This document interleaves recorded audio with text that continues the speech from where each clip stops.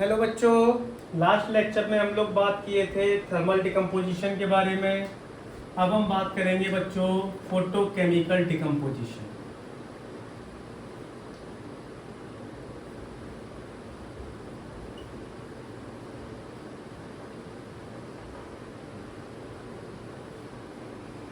अब हमें ये समझना होगा इसका मतलब क्या है। डिकम्पोजिशन का मतलब होता है बच्चों ब्रेक डाउन। इसका मतलब होता है बच्चों ब्रेक डाउन, यानी किसी चीज का टूटना, किसी कंपाउंड का टूटना। फोटोकेमिकल यानी कि सनलाइट की वजह से। यदि कोई कंपाउंड सनलाइट की वजह से ब्रेक डाउन हो रहा है तो उसे क्या कहेंगे बच्चों? Photochemical decomposition. कहीं कहीं इसको फोटोलाइटिक डिकम्पोजिशन भी बोला गया है। जैसे मैं बात करता हूं AgCl, सिल्वर क्लोराइड। जैसे इस पर सनलाइट पड़ेगी बच्चों, ये ब्रेक डाउन हो जाएगा सिल्वर में और क्लोरीन में। एक और रिएक्शन है जैसे सिल्वर ब्रोमाइड। इस पर भी जैसे ही सनलाइट पड़ी बच्चों,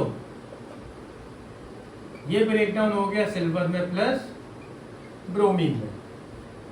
अब यहां से क्वेश्चन इस प्रकार आता है बच्चों कि right any one reaction which is used in the black and white photography.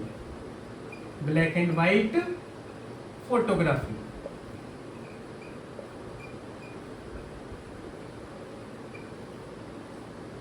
तो ये दोनों रिएक्शन बच्चों इस्तेमाल की जाती हैं किसमें? ब्लैक एंड व्हाइट फोटोग्राफी में। अगर आपका क्वेश्चन आता है तो इन दोनों में से कोई भी एक इक्वेशन लिख दीजिए, आपका आंसर होगा सही। AgBr होता है बच्चों सिल्वर ब्रोमाइड होता है AgBr।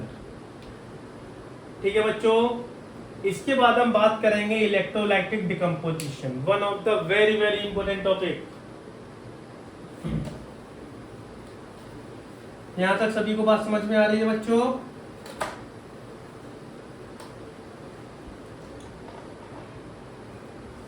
अब देखो बच्चों, इलेक्ट्रोलाइटिक डिकम्पोजिशन।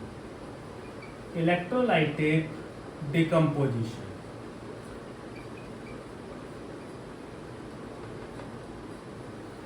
डिकम्पोजिशन यानी कि ब्रेक डाउन। इलेक्ट्रोलाइटिक यानी कि बिकॉज ऑफ इलेक्ट्रिसिटी। कोई भी कंपाउंड ब्रेक डाउन हो रहा है बिकॉज ऑफ इलेक्ट्रिसिटी तो उसे क्या कहेंगे बच्चों? Electrolytic decomposition. अब इसमें आपके सिलेबस में एक ही है, one of the very very interesting electrolysis which is of water. हमने एक बीकर में बच्चों पानी लिया। क्या लिया है बच्चों? पानी, वाटर। ये क्या है? वाटर। और हमने इसमें थोड़ा सा फ्यू ड्रॉप्स किसके डाले हैं? Dilute sulphuric acid. Few drops of dilute H2SO। ऐसा क्यों किया है? ऐसा इसलिए किया है कि वाटर की कंडक्टिविटी बढ़ जाए। Dilute H2SO4 is added to water to increase the conductivity of water.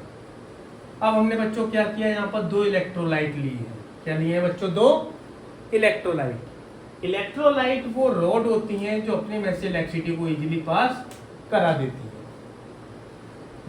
अब हमने बच्चों दो टेस्ट ट्यूब लिए हैं, उनको ऐसा करके हमने इसमें लगा दिया है और इन इलेक्ट्रोड्स को हमने एक बैटरी से कनेक्ट कर दिया है। अब जैसे इलेक्ट्रिसिटी पास होगी तो जो वाटर है अपने कंपोनेंट में ब्रेक डाउन होगा, H2 प्लस O2। बैलेंस करेंगे तो क्या आ जाएगा? 2 इधर, 2H2 और O2। अब देखो बच्चों, जो रॉड बैटरी के पॉजिटिव टर्मिनल से कनेक्ट है उसको बोलते हैं एनोड। क्या बोलते हैं बच्चों? एनोड। और जो बैटरी के नेगेटिव से कनेक्ट है उसे बोलते हैं बच्चों कैथोड। अब आपको ये बात याद रखनी है, PAO, पॉजिटिव एनोड ऑक्सीजन। तो एनोड पे क्या मिलेगा बच्चों? ऑक्सीजन मिलेगी। क्या मिलेगी बच्चों? ऑक्सीजन। कैथोड पे क्या मिलेगा? हाइड्रोजन। क्या मिलेगा बच्चों? हाइड्रोजन। अब ये जो हाइड्रोजन ऑक्सीजन मिलेगी इनका भी कुछ रेशियो होगा। ऐसा नहीं है कि अपने हिसाब से कुछ भी मिल जाएगा, नहीं। जो ट्यूब में हमें हाइड्रोजन और ऑक्सीजन मिलेगी बच्चों वो 2:1 के रेशियो में होगी। यानी कि अगर हाइड्रोजन मान के चलो 2 लीटर है तो ऑक्सीजन कितना मिलेगा 1 लीटर। अगर हाइड्रोजन 8 है तो ऑक्सीजन कितना मिलेगा 4 लीटर। ऐसा इसलिए हो रहा है क्योंकि हाइड्रोजन के नंबर ऑफ एटम 2 टाइम है as compare to the oxygen in the water molecule.